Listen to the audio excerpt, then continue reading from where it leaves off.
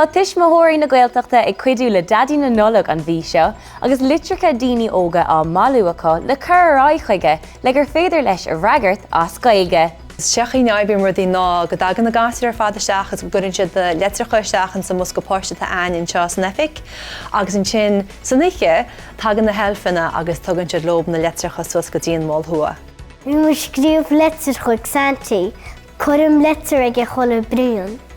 Ceapan me go dhéirse go raibh me cáilí má agus go dheofa me na rudaí atá a dhéire. Ní bhfuair me letir ó Daidí na Nollag chama ach tá me súil leis ceann léana.